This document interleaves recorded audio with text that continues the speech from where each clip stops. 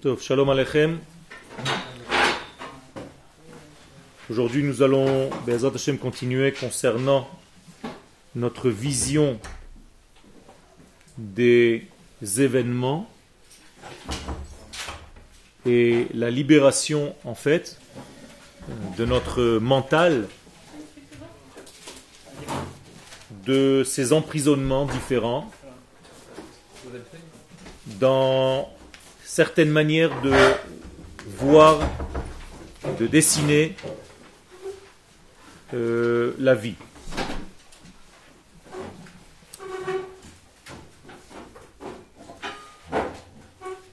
Nous sommes dans le Perek He concernant Eretz Israël du Rav Harlap dans Mei HaYeshua, Ma'ayane Yeshua, dans Mei Marom. Et le sujet précis du cours aujourd'hui, c'est la libération des dessins que l'exil donne par rapport au dévoilement de la terre d'Israël. Donc, Shichrur mitziurei hagalut, comment est-ce qu'on peut se détacher, se libérer de ce que l'exil nous montre à l'Yédé Eretz Israël grâce à la terre d'Israël. Donc le sujet place déjà tout ce qui concerne la possibilité. Est-ce que la terre d'Israël a une possibilité à l'intérieur d'elle-même de nous nettoyer des dessins que l'exil nous a dessinés? Alors, nous avons développé en nous, à l'intérieur de nous, des dessins d'exil, des dessins de compréhension de certains domaines dans la halakha, dans la Torah. Et la terre d'Israël vient, et comme si elle effaçait ces dessins-là. C'est-à-dire que ce que tu as étudié jusqu'à maintenant, ça avait une certaine forme, et avec la terre d'Israël, cette forme se déplace complètement et apparaît sous un autre jour. Comment est-ce possible? Pourquoi? À Géoula Amitit, la véritable rédemption, Géoula c'est le dévoilement de Dieu sur terre, c'est le dévoilement de Aleph dans la Gola. Gola, avec un Aleph, c'est Géoula. Autrement dit, dans la Gola, il y a éparpillement. Ce qui manque, c'est l'unité. Donc le Aleph rentré dans la Gola, ça devient Géoula. Donc, moralité, la Géoula, ce n'est ni plus ni moins que le retrouvaille avec l'unité, l'unicité divine. Donc c'est comme si l'unité divine descendait sur terre. C'est pas comme si, c'est l'unité divine qui se dévoile sur terre. C'est ça la Géoula. Donc il ne faut pas tricher avec la Géoula. Et donc le Rav nous dit ha Géoula ha amitit. Autrement dit, il y a des Géoulot qui ne sont pas amitiot. Il faut pas. On ne se suffit pas de petite Géoula. On veut une Géoula pleine, authentique, vraie. Quelle est la Géoula pleine, authentique et vraie, dit le Rav? Hi hashichrur hagamur, c'est quand tu te libères complètement. Mikol minei hasevel sheba'olam, de toutes les souffrances de la vie, du monde. J'entends par là que tant qu'il y a souffrance, il n'y a pas encore de Géoula complète, authentique.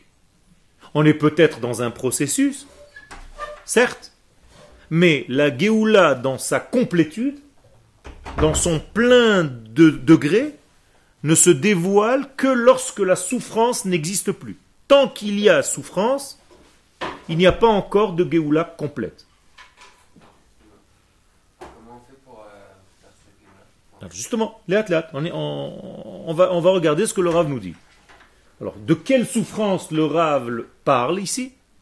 Eh bien, il le dit, Hen hasevel hagashmi, vehen hasevel haruchani.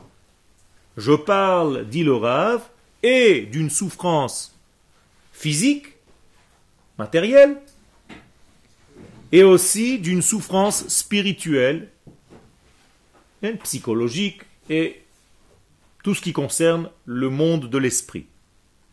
Ça veut dire que tant qu'il y a encore un malaise dans ces domaines-là, dans n'importe quel domaine de la vie, et dans le domaine inférieur de la vie, c'est-à-dire de l'extériorité des choses, de l'apparence des choses, mais même dans le domaine intérieur de la neshama des choses, ça veut dire que la Géoula n'est pas complète. Autrement dit, la Géoula est complète que lorsqu'elle traverse l'intérieur et qu'elle apparaît aussi à l'extérieur. Qu'il n'y a plus de différence entre le dedans et le dehors.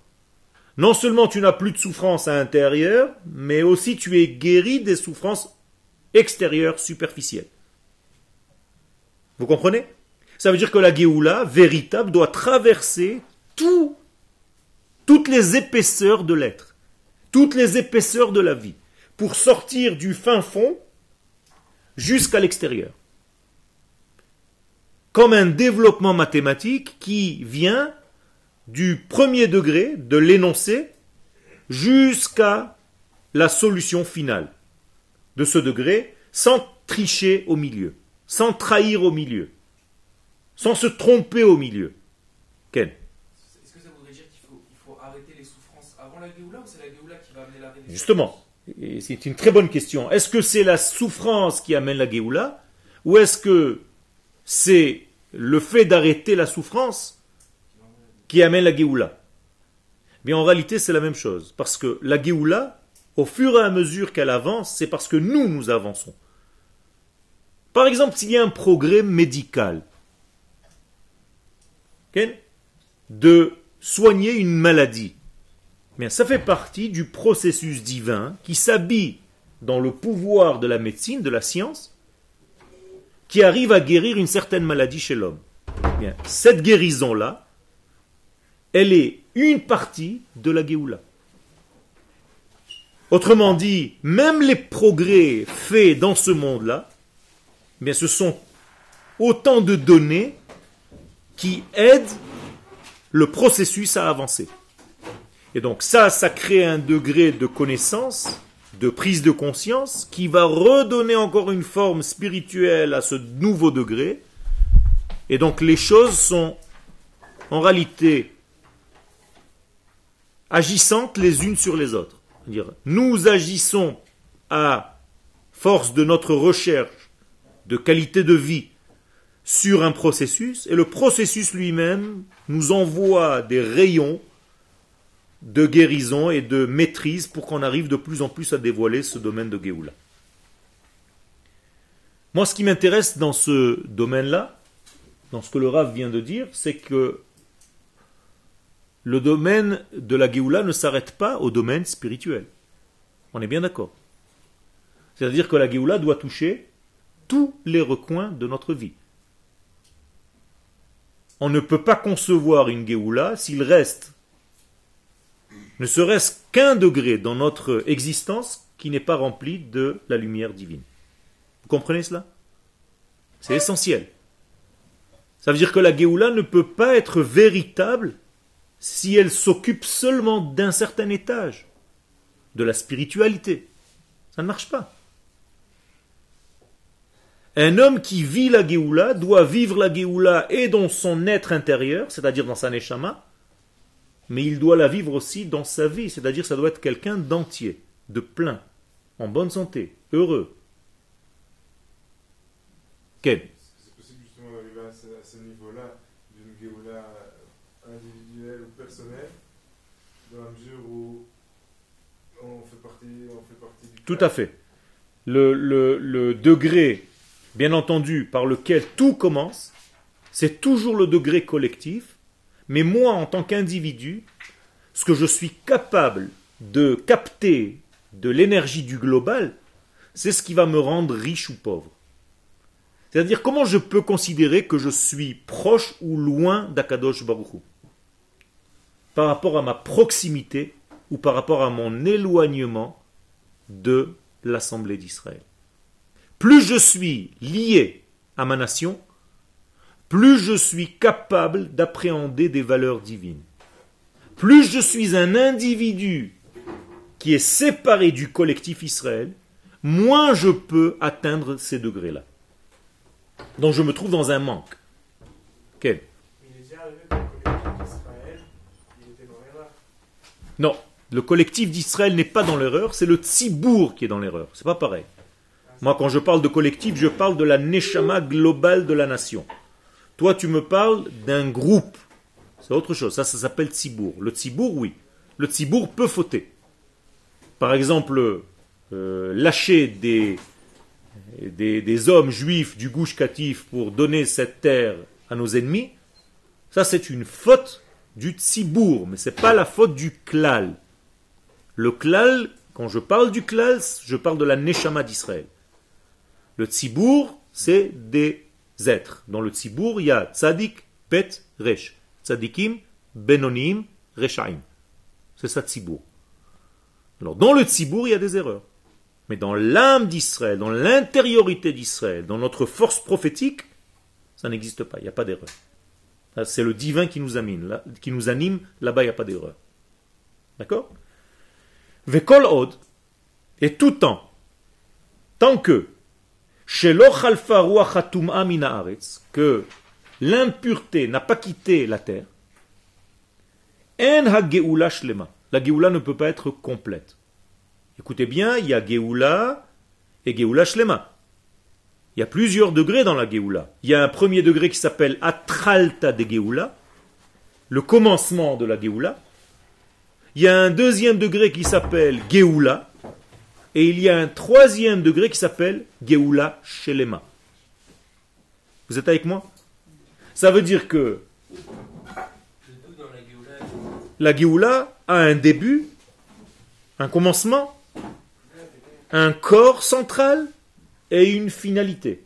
Atralta de geoula, commencement, geoula et geoula shlema. D'accord? Alors, au niveau individuel, seulement si l'homme est tellement lié à sa nation qu'il peut ressentir des ressentis au niveau intérieur de ce que la nation d'Israël reçoit dans son potentiel intérieur. Mais arriver jusqu'à la guérison de l'être, aujourd'hui on n'est pas encore capable puisque nous mourrons tous. Donc il y a un problème encore. Alors, c'est une forme, on approche d'eux, puisqu'on retarde la mort de plus en plus, mais tant que des gens quittent encore ce monde, ça veut dire que la Géoula n'est pas complète. Donc là, on est dans quel stade de Géoula? Là, on est déjà dans la Géoula qui a commencé, et on est dans la Géoula elle-même. Et ce qu'on attend maintenant, c'est Géoula Shlema, de compléter cette Géoula. À partir de quand la Tralta Géoula a commencé? Alors, la Tralta de Géoula, c'est à peu près il y a 200 ans. 150-200 ans, à partir du moment où le Baal Shem Tov a reçu l'ordre et a dit à tous ses chassidim de monter en Eretz Israël. Et vous connaissez l'histoire de Rabbi Yosef Karo, aussi, dans Masechet Shavuot, où il écrit que la nuit de Shavuot, la nuit de la veillée de Shavuot, il était avec Rabbi Moshe Elkabetz, celui qui a écrit le Chadodi, et que là-bas, la voix d'Akadosh Baruch Hu parle à travers Rabbi Yosef Karo, et dit à tous les Chaverim, la nuit de Shavuot, il est temps de rentrer en Eretz Israël. Okay? Et donc c'est dit dans Shnei Luchot Abrit, Masechet Shavuot, donc le Shlach HaKadosh mentionne cet événement historique extraordinaire qui s'est passé, et toute la communauté de cette époque a entendu et a vu, puisque le phénomène s'est répété pendant 3 jours. Chaque nuit, chaque soir à la même heure, il y avait la parole divine qui parlait à travers la bouche de Rabbi Yosef Karo. Non, déjà, même dans le Mashiach, Atzmo, on peut être encore dans la Géoula. La Géoula Shlema, c'est le dévoilement de Mashiach, la construction du Beth Amikdash, et ainsi de suite. D'accord? Ces 3 phases de Géoula, Okay. enfin, ces 3 phases qui se suivent de Géoula, qui se suivent de Géoula, c'est le tout dans la Géoula à Mitzit. La fin, ça s'appelle Géoula Amitit. Mais tout est Géoula. Non, donc en fait, Géoula Shlema, C'est Amitit. Géoula Mitzit. Bien fait. Géoula Shlema, c'est qu'elle est Amitit, ça veut dire qu'elle est dans le Emet parce qu'elle est arrivée jusqu'au Tav. Emet, c'est Aleph, Mem, Tav. Aleph, c'est la première lettre. Mem, c'est la lettre du milieu dans l'alphabet hébraïque. Et Tav, c'est la dernière. Donc Géoulat Emet, c'est quand elle a commencé, quand elle est au centre et quand elle aboutit. D'accord? Donc on peut parler de quelque chose de vrai quand il a une continuité, une suite. D'accord? Si tu as commencé un jour le piano et tu t'es arrêté, c'est que ce n'était pas vrai.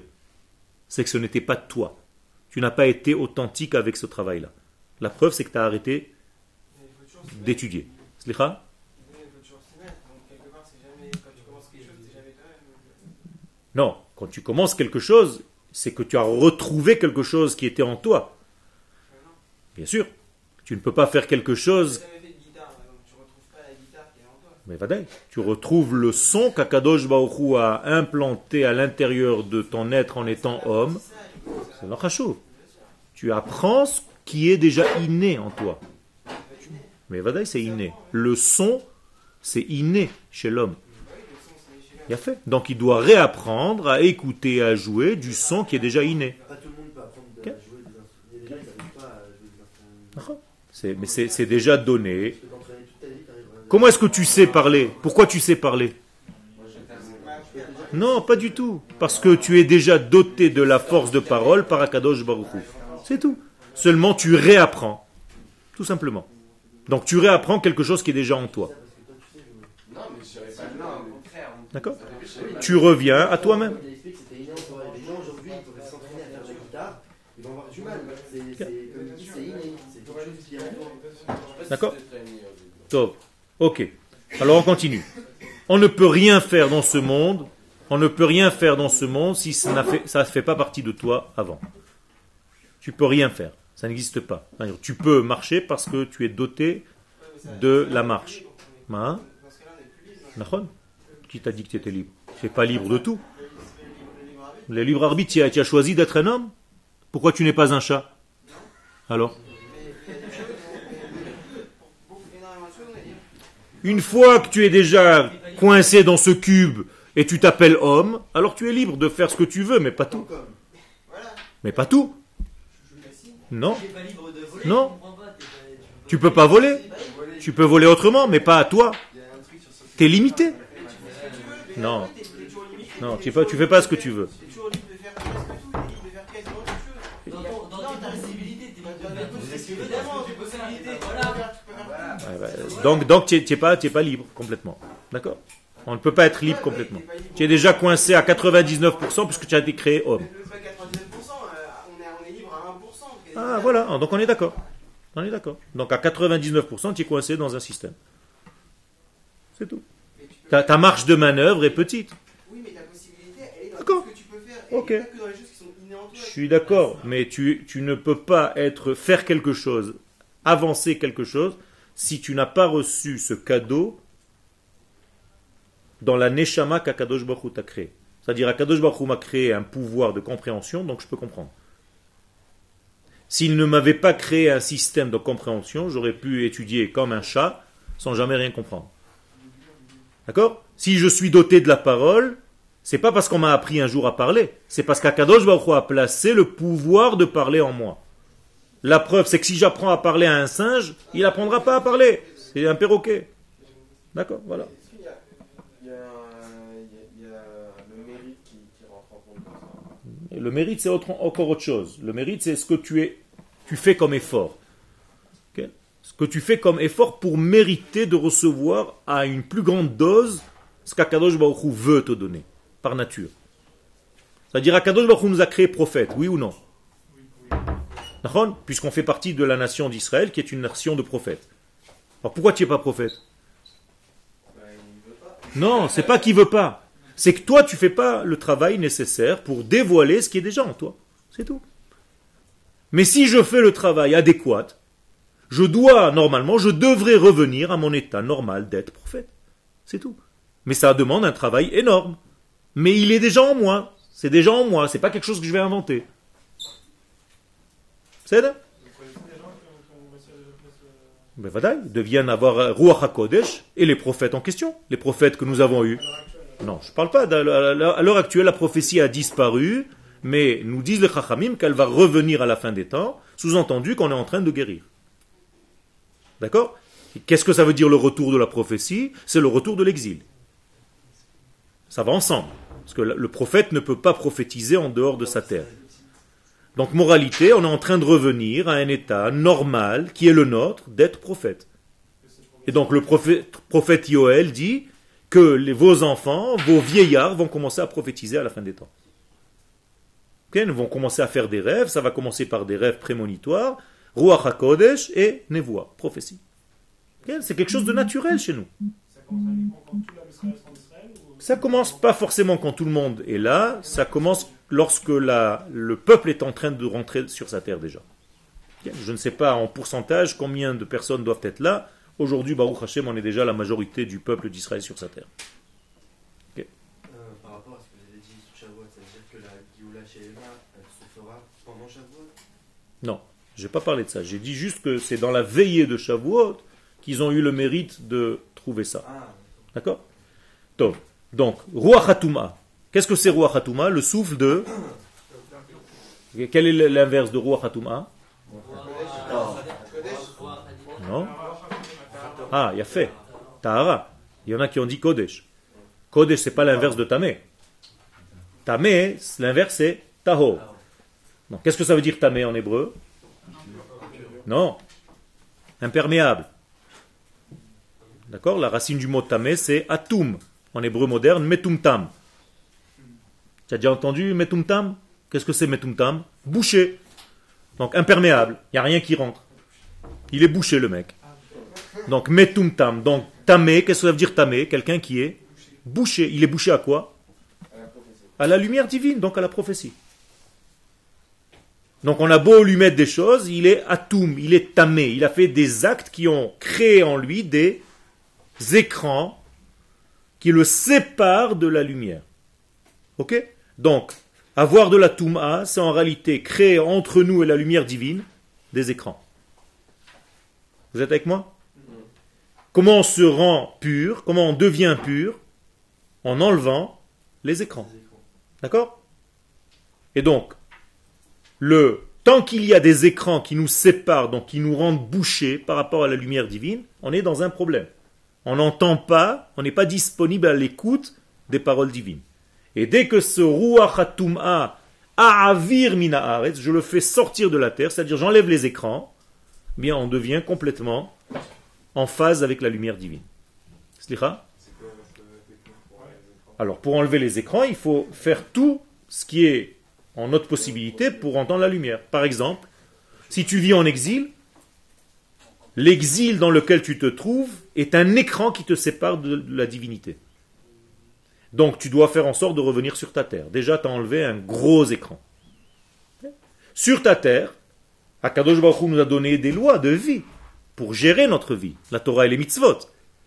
Plus je suis à l'écoute de cette Torah et de ces mitzvot, plus je suis en réalité fidèle à mon identité, eh bien, plus j'enlève des écrans. Si par exemple je mange de la viande et quelques minutes après j'ai mangé du lait, qu'est-ce que je viens de faire? Un écran. Je viens de créer un écran. Alors que si je respecte le temps que la Torah me dit entre le lait et la viande, eh bien, je fais en sorte que les écrans ne s'approchent pas de moi. Donc je deviens de plus en plus Tahor. D'accord? Donc, Ruach HaTum'a, A'avir mina haaretz, en ha-geoula shlema va'adayin ha-galut sholetet. Si le roi Hatuma, Tamé, Ok. ça s'exprime par des voiles, ça s'exprime par quoi le roi Hatuma? Par enlever les voiles. C'est-à-dire que c'est très bonne question que tu poses. Dire notre état normal, c'est quoi? Non. c'est Tahor. À Tahor. C'est-à-dire, si tu ne fais pas de bêtises dans ta vie, si tu vis selon ce que tu es, sans mettre d'écran, tu es censé être Tahor. C'est parce que nous faisons des bêtises que nous mettons entre nous et lui des écrans sans arrêt. Donc, moralité, c'est pas Dieu qui nous punit, c'est chacun de nous qui se punit tout seul. Toi-même qui mets des écrans, après tu te poses des questions, pourquoi tu te sens pas bien, tu es malheureux, tu te sens pas heureux. Ok? Donc, pour te sentir heureux, il faut tout simplement que tu enlèves tout ce qui te sépare de lui, que tu reviennes à ton identité la plus vraie, la plus authentique. Quand tu retrouveras cette identité, il n'y a aucune raison au monde que tu sois malheureux. C'est-à-dire, je certifie le divin.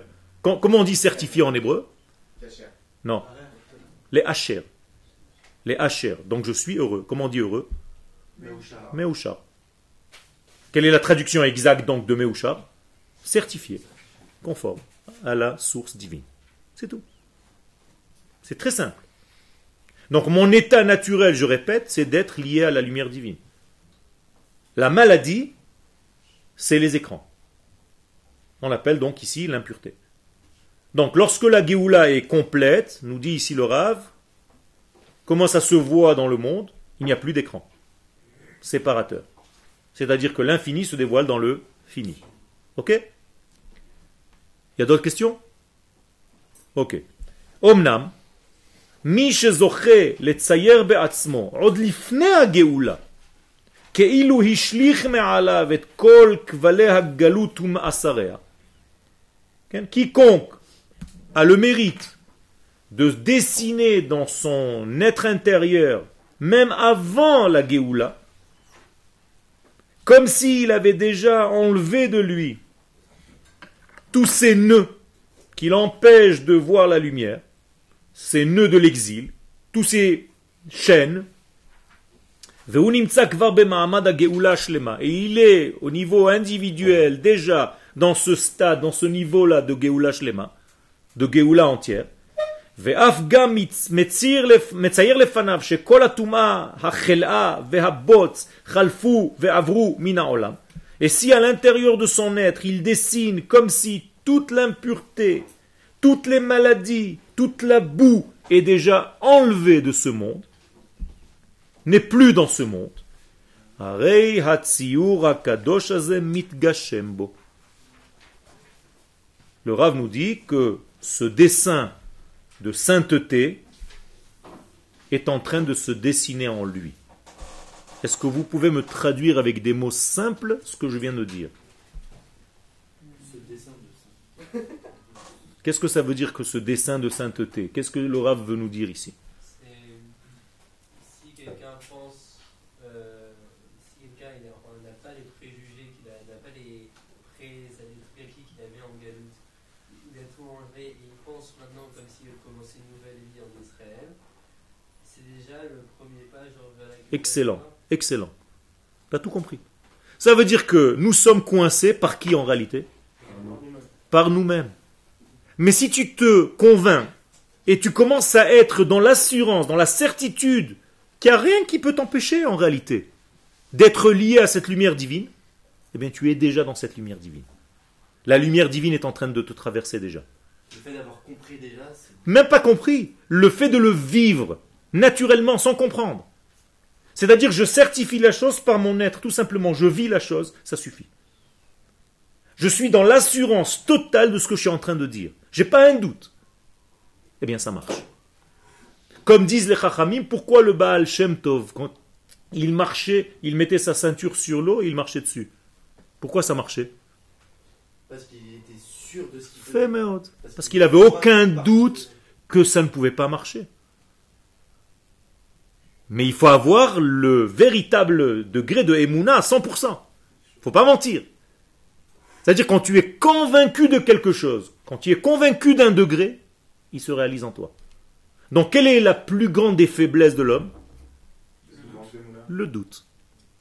C'est-à-dire que chaque degré de doute par rapport à 100% d'unité, si tu as ne serait-ce que 3% de doute, eh bien ces 3% de doute t'empoisonnent les 97% de certitude. Vous comprenez? Et donc enlever les écrans, voilà encore un exemple, c'est enlever les doutes. Revenir de plus en plus vers la certitude de ce que nous sommes. Comment on enlève ces doutes? D'accord? En étudiant. Ken, quand tu étudies, Ken, tu es en train de revenir vers une certitude que tu avais oubliée, qui était déjà en toi.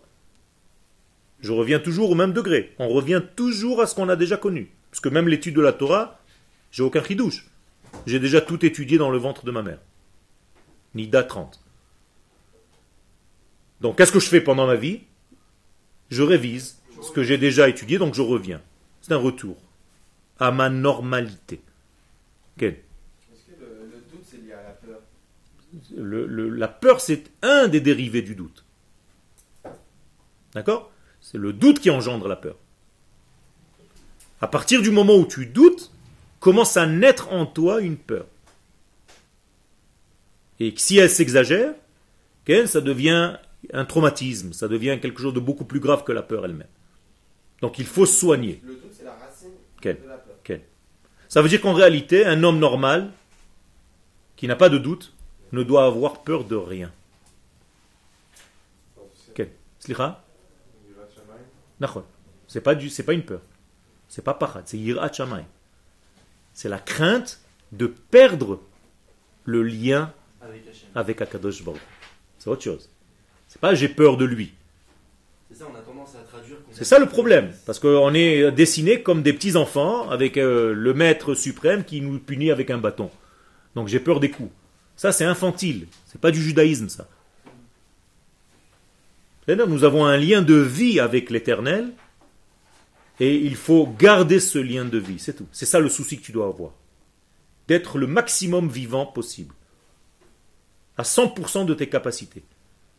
Je vous redonne l'image du téléphone portable. Il y a 1000 applications, utilise les 1000. Alors, je ne parle pas du téléphone portable, je parle de ton être. Combien d'applications tu as dans ton être? Crois-moi, beaucoup plus que le portable que tu as dans ta poche. Combien de ces capacités, de ces facultés tu utilises? Pas grand-chose. Donc il y a un problème. Le jour où tu auras rendez-vous avec le fabricant, cette fois-ci c'est pas Samsung ni Apple, c'est Akadosh Baruch Hu, il va te dire comment est-ce possible que j'ai placé en toi tellement de choses et que tu en as utilisé aussi peu. C'est là. Et comment on fait par exemple s'il y a des gens, par exemple, qui sont dans la certitude qu'il faut étudier la Torah, pas seulement en Israël, il faut étudier la Torah en France. C'est-à-dire qu'ils pensent que pour eux c'est chalem d'être comme ça. Ils sont pas véritablement dans la certitude. Alors, il y a ce qu'on appelle Hochiach, Tochiach et Amitecha. C'est-à-dire, si c'est quelqu'un d'ouvert, il sait qu'il doit toujours apprendre. Donc, il y a toujours quelque chose d'autre à apprendre. Parce que la Torah n'est pas, il n'a pas à 100% la Torah. La Torah à 100%, ça n'existe pas. C'est que Akadosh Baruch Hu qui a 100% de Torah. Donc, tu lui apportes des textes, tu discutes avec lui. Si c'est un Talmid Chacham, il t'écoute, il dit ce qu'il pense, toi tu dis ce que tu penses. Et d'entre vous deux, sortira une lumière nouvelle. Donc c'est quelqu'un qui est capable de t'écouter, d'être à l'écoute. S'il te dit non, tout ce que tu dis c'est des bêtises, des machins, ça montre déjà que c'est pas un Talmid Chacham. Les gens doivent s'auto-convaincre ou... Pardon? Non, pas du tout. Pour Ochiach, c'est prouver, c'est pas convaincre. Ochiach, Tochiach et Amitecha. C'est-à-dire je viens par des preuves écrites, par nos sages, par des trucs. Donne-moi tes preuves, je donne mes preuves et on travaille ensemble. Pas pour massacrer l'autre. Il n'y a pas de mauvaise idée à l'intérieur de Talmidei Chachamim. Je ne viens pas pour t'attaquer. Je viens pour qu'on dévoile, parce que nous sommes tous les deux serviteurs d'Akadosh Baruch Hu, on veut que la lumière, la vraie, se dévoile. Peut-être qu'on se trompe. Alors viens, on fait un travail ensemble. Il me manque des choses que toi tu as. Toi, il te manque des choses que moi j'ai. Complétons-nous. Talmidei Chachamim Marbim Shalom. C'est comme ça qu'on étudie, c'est comme ça qu'on avance. C'est pour ça qu'en Chavruta, tu peux étudier plus que ce que tu as compris tout seul. C'est là? Il y avait des questions? Ken? Le lien, on dit crainte de perdre le lien de vie avec Hachem. Ken? Parce que c'est ça qui me fait vivre. Nachon. C'est pas un lien, c'est par intérêt, quoi. C'est pas pour Hachem. Plus tu vis la lumière divine, plus tu peux dévoiler son être. Tu dévoiles le divin, c'est pas seulement pour vivre. Crois-moi que quand tu arrives à ce degré-là, de ne pas perdre le lien d'amour qui te relie à lui, c'est pas juste pour vivoter. C'est parce que tu sens l'intérêt que tu as de bien vivre en bonne santé pour dévoiler sa lumière dans le monde. Donc bien entendu que ton moteur intérieur, c'est de dévoiler sa lumière. C'est ça le moteur qui t'anime. Quand Hachem nous donne des épreuves, Quel? il teste le doute de ce qu'il y a en nous. Il te met en position de savoir si tu es convaincu de ce que tu es en train de faire. Yaakov Avinu a décidé de monter en Israël. Le soir de son alia à l'aéroport, il s'est fait coincer par Esav, avec toute sa clique. C'est-à-dire l'énergie de Esav. Pourquoi? Ça y est, il a décidé de faire son alia. Rentre, tranquille. Non. Et pourquoi non? Parce que je ne veux pas que tu restes à ton stade Yaakov. Je veux que tu deviennes Israël. Et pour devenir Israël, c'est-à-dire j'ai prévu pour toi encore une application. tu ne connaissais pas, tu connais que Yaakov, mais il y a une application que tu ne connaissais pas. Pour la connaître, qu'est-ce qu'il faut faire? Il faut que tu te battes.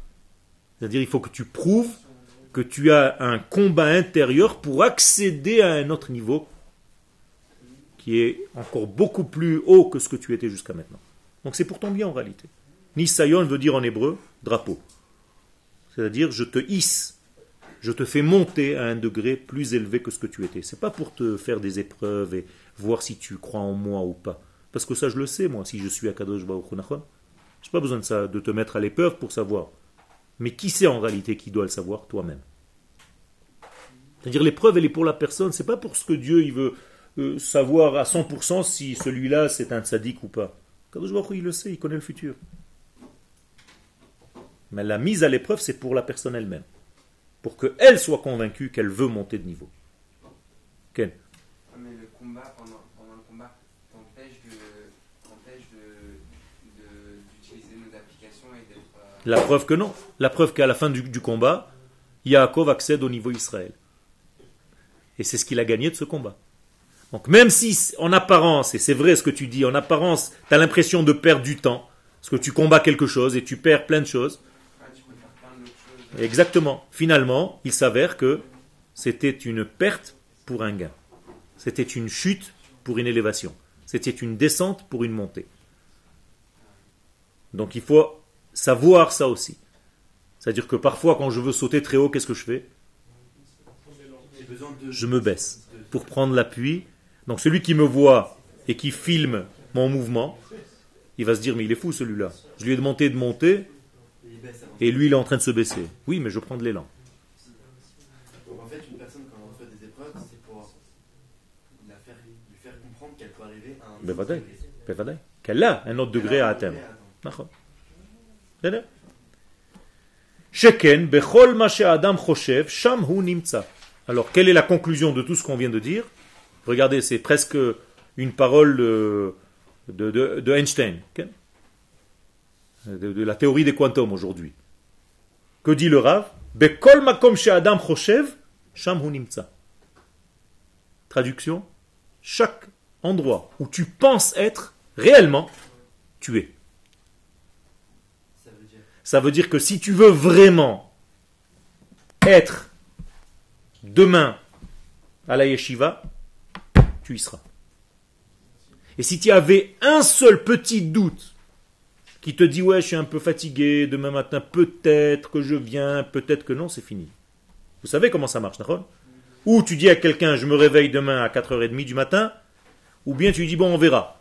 S'il t'a dit on verra, déjà tu te poses des questions. Si Dieu veut. Si Dieu veut, c'est on verra moderne, religieux. C'est la même chose. Si Dieu veut, c'est un on verra moderne, juste pour faire semblant que tu es religieux.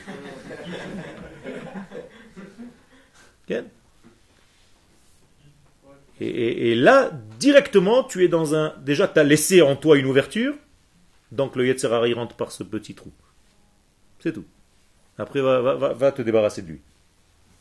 Vezem ashpia alav, donc, que dit la théorie des quantums? Aujourd'hui, la théorie quantique, elle dit que si par exemple j'imagine être dans le sable d'Ashdod, au bord de la mer, demain, eh bien tous les pas où je vais être dans ce sable à Ashdod demain, ils étaient déjà dans ma pensée maintenant. Comprenez? C'est-à-dire tous les pas que j'ai eus dans le sable, ils étaient déjà dans ma pensée préalable. Donc l'homme peut vivre maintenant déjà dans l'existence, dans la réalité de la Géoula. Si réellement tu vis ce degré à plein niveau, en plein régime. C'est-à-dire que tu vis ta Géoula déjà maintenant. Autrement dit, tu es convaincu que tu peux devenir prophète, que tu peux, mais réellement, pas j'ai étudié dans le cours de Yoel, alors viens, on va essayer. Non. Quelqu'un qui est convaincu de le faire, parce qu'il le vit tout simplement, il ne se pose même pas de questions, eh bien il est déjà là-bas. Mais dès que tu rentres un doute, c'est fini. Slicha, Ken. Tu t'es répondu tout seul. D'accord. Et des fois, on a des doutes alors, on fait quoi maintenant? On ne tient pas compte, on les met dans un coin ou alors... Il faut savoir d'où ils viennent. Si ce sont des doutes qui te permettent d'avancer ou des doutes destructeurs. Si ce sont des doutes destructeurs, fais attention. C'est Maaseh Satan. C'est la force de déviation qui est en toi.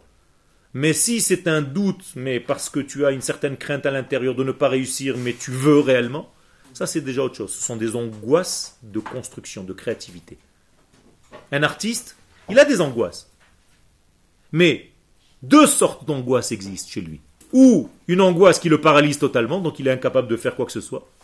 Ou bien une angoisse qui lui sert de moteur pour sa créativité. Regardez en hébreu, c'est extraordinaire, le mot pachad, qui veut dire la peur, quand vous inversez les lettres, ça devient dachaf, c'est-à-dire un moteur qui te pousse. C'est-à-dire la peur elle-même devient pour toi un moteur. Parce que la peur, c'est une énergie, non? Énorme. On a dit que c'était pas bien, on a dit que c'était le doute. D'accord. On a dit que c'était pas bien. Il a fait. Donc je transforme cette peur en énergie, puisque c'est une énergie. Donc c'est une valeur absolue. J'enlève le signe moins, tout simplement. Je l'ai transformé en moteur. J'ai converti la peur en poussée énorme. C'est tout. Il a fait. Vous avez compris? Si elle avait moins 10, maintenant elle est plus 10. Parce que j'ai compris que la peur c'était 10 en fait. C'était ni plus ni moins. C'est toi qui l'as transformé en chiffre négatif. Prends la valeur absolue, le 10, et mets-en un chiffre, un signe plus, positif. Donc positif, tes peurs. Ça va devenir des moteurs. Et s'il s'agit d'un doute destructeur, qu'est-ce qu'on fait? Eh bien, il faut vite soigner ce degré. C'est-à-dire, il faut aller voir ton maître, un rave ou un ami, et lui dresser le problème, et lui dire comment est-ce possible que j'ai des doutes qui me détruisent, qui me paralysent. On voit d'où ça vient. Il faut gérer ça. Ça peut venir de ton enfance, ça peut venir de plein de choses. Au niveau psychologique, tu dois surmonter ce degré-là et devenir amitz koach, c'est-à-dire courageux. C'est possible qu'on passe directement à l'état de positif, c'est-à-dire qu'on passe à l'état de moteur sans passer par l'état de peur. Et oui, si tu n'as pas besoin de passer par la peur, il y a des gens qui ont déjà le moteur directement, oui. Mais si tu as une peur grande en toi, grande peur en toi, eh bien, il faut que tu saches que cette peur, en réalité, c'est un leurre qui, dans la réalité absolue du bien, n'existe pas, ne devrait pas exister. Donc, tu te poses la question, pourquoi quand même j'ai peur? Et tu dois transformer cette peur en positif. Ken? Cette peur destructive que vous avez parlé, ça peut être quel genre de peur? Ben, par exemple, j'ai peur de rater, donc je fais rien. J'ai peur de parler, donc je me tais. Même si j'ai envie de m'exprimer. Hein? Peur de se tromper aussi. D'accord, c'est ce que j'ai dit. La première des choses, j'ai dit ça. Ok? Donc si j'ai peur de me tromper, de rater des choses, tout ça, je me dis, genre, je préfère ne rien faire. Donc si tu fais rien, tu risques pas de te tromper. Mais en fait, tu n'as rien fait. Tu es resté parvé toute ta vie. Ni bassari, ni khalavi. Ok? Donc parvé, c'est otiote, pas vrai. Il vaut mieux prendre le risque de faire une avéra, pardon. C'est pas que tu prends un risque de faire une avéra, c'est que tu avances dans un cheminement qui t'amène vers le bien. Tu sais que de toute façon, c'est pas que tu vas dire ouais moi je suis là pour faire toutes les avéros du monde. Je veux avancer. Et tu sais qu'en avançant tu vas tomber. En Adam omed al divrei Torah ela im ken nichshal bahem. Tu ne peux même pas comprendre un texte de Torah si tu t'es pas au préalable cassé la figure sur ce texte de Torah. C'est-à-dire tant que tu t'es pas planté, tu n'avances pas. C'est comme ça dans notre vie. Sheva ipol tzadik vekam. Le tzadik tombe 7 fois et il se relève. Le passage de moins 10 à plus 10, Ken. c'est un passage moins 10, moins 9, moins 8 ou Oui. directement moins 10? Non. Moins 10, moins 9, moins 8. Comme à la sortie d'Égypte. À la sortie d'Égypte, on était à moins 49. Et on est remonté, moins 48, moins 47, moins 46, et ainsi de suite, jusqu'à 0. La sortie d'Égypte, c'est 0. On ne pas plus 49. Et on est arrivé à 50. Matan Torah. D'accord? On a transformé les moins 49 en plus 49. C'est ce qu'on appelle Sfirat HaOmer. D'accord? Donc on est monté jour après jour. Slicha? 49, c'est les degrés d'impureté du côté négatif. Et si chas v'shalom, la personne atteint le chiffre 50 de l'impureté, c'est la catastrophe totale. On n'arrive plus à sortir de là-bas. C'est ce qu'on appelle dans le langage d'aujourd'hui la dépression. Il est interdit de tomber dans la dépression. Chas v'shalom. Faire très très attention à cela. Et des gens que vous sentez qui sont dans la dépression, il faut vite les sauver, les sortir, même si au départ ils doivent prendre des médicaments pour cela, pour ne pas tomber dans cette dépression. C'est une maladie très grave. Pour arriver à 49 degrés de pureté et pour atteindre le 50 degré, 50e degré qui est déjà Matan Torah. C'est-à-dire là tu reçois la prophétie. Donc la prophétie c'est le chiffre 50, c'est tout. Le roi HaKodesh, c'est. Roi HaKodesh, c'est juste avant. 43 et demi. Tu veux un chiffre exact? Avec 6 chiffres après la virgule. Je ne suis pas arrivé un petit plus loin. Donc, moins 49, c'est déjà proximité de la dépression. C'est quelqu'un qui n'a pas le moral, qui est déjà, vous le sentez, il n'a plus envie de rien faire. Il se couche toute la journée, il a envie de dormir, il n'a plus envie de voir personne, il n'a plus envie de parler, tout ça. Il faut faire très attention. Ce que vous avez entre vous, c'est une force de dynamique. Si vous avez un copain qui est en train de tomber dans ce système-là, il faut vite dire au rabbinim pour essayer de le sortir. C'est là? Non, j'ai rigolé, c'était une blague, c'était pas vrai. Pas vrai, parvé. Le mec, il est pas vrai, quoi. C'était juste une blague. Donc, de temps en temps, j'ai des petites sorties comme ça, ne vous inquiétez pas. Ça fait partie de mon répertoire. Quoi? Exactement. Excellent ce que tu es en train de dire. Rabbi Nachman de Breslev alav Shalom dit que si quelqu'un a fauté, surtout qu'il ne tombe pas dans la dépression après sa faute. Parce que c'est ça le Yetzer Hara. Le Satan va te pousser en te disant, regarde, t'es un pourri. T'es tombé. Donc tu ne vaux rien. Et ça, c'est pire même que la faute que tu as commise avant. Comme ça dit Rabbi Nachman. Yosef le dit aussi.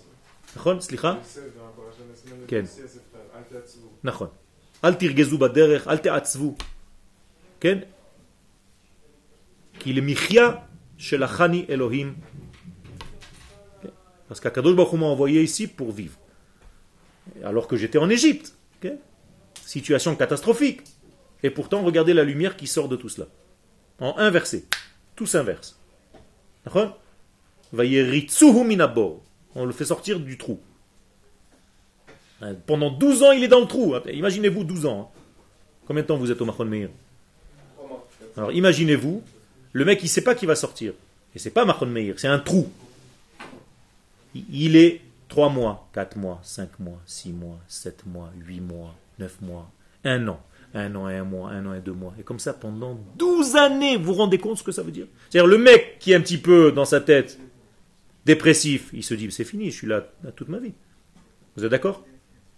Une seconde, tout a changé. Exactement. Exactement. Et d'où je sais où l'oïtiège, puisque continue à prophétiser. Or, un prophète ne peut pas prophétiser s'il est malheureux. C'est seulement dans un état de bonheur que tu peux prophétiser.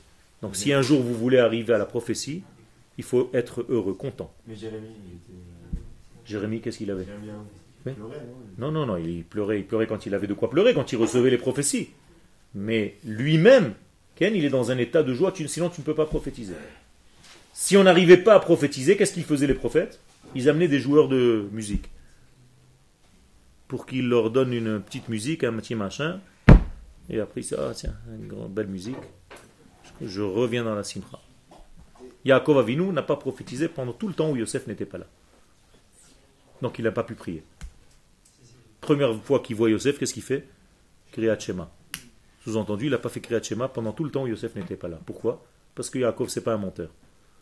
Quand il n'y a pas de prophétie, quand il n'y a pas de lien, il n'y a pas de lien. C'est pas style, il ouvre son livre et il lit ce qu'il y a marqué dedans. Il était malheureux pendant ces 12 années. Exactement. Donc Combien tu as dit? 12 années? Non, pas 12 années. Pendant le temps où... Ça fait combien de temps? 17. Non. 22 ans. Ken. C'est bien?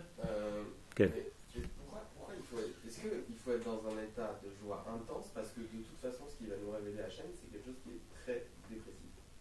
J'ai pas compris ça. Parce que souvent les prophètes ils prophétisent des trucs qui sont pas très. Encore une fois, la prophétie, elle n'est pas dans la conscience du prophète. Le prophète, quand il parle, il ne sait même pas ce qu'il dit. À part Moshe Rabbeinu, le prophète, quand il parle, tu vas le réveiller après, tu vas lui dire, oh, Ishaïa, ça va? Tu dis, ouais, qu'est-ce qui s'est passé? Bon, je sais pas, tu as dit des trucs pendant 1 heure, tu as parlé. Ah bon? Tu as compris?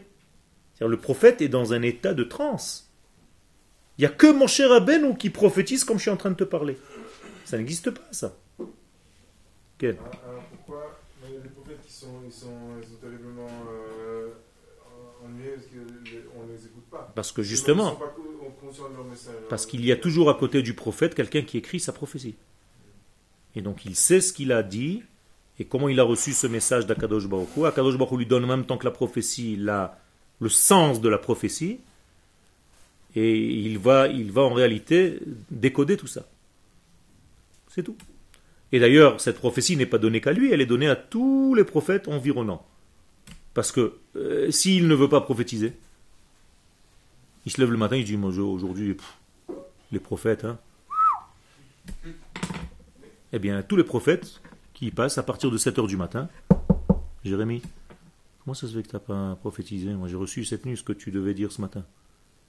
Ah bon, toi aussi tu as entendu? Ouais. L'autre il vient, le 3e, le 4e. Toute la matinée, il y a un défilé chez lui. Oh, il faut que tu prophétises. Il est déjà 10h du matin. Mais d'où vous savez? Parce qu'on a tous reçu, et on a reçu que c'est toi qui dois le dire. Et si tu ne le dis pas, tu es condamné à mort. Parce que tu as étouffé ta prophétie. Il était obligé de le dire. Donc il est obligé. Vous saviez ça ou pas? Eh oui. Et s'il n'a pas envie de prophétiser, le mec, il s'est dit, bon, j'ai reçu, personne ne le sait. Donc je suis tranquille. Ken? Exactement. C'est pour ça que la Haggadah de Pesach et la Gemara nous dit qu'il y a des prophètes qui flaim miyotze Mitzrayim. C'est-à-dire le double de ceux qui sont sortis d'Égypte, c'est-à-dire il y a eu 600 000 hommes, donc il y a au moins 1,2 million de prophètes. Alors que combien de prophètes la Torah nous parle? Non, un petit peu plus. Non, un petit peu plus. 18. 48. C'est-à-dire Toda Rabba.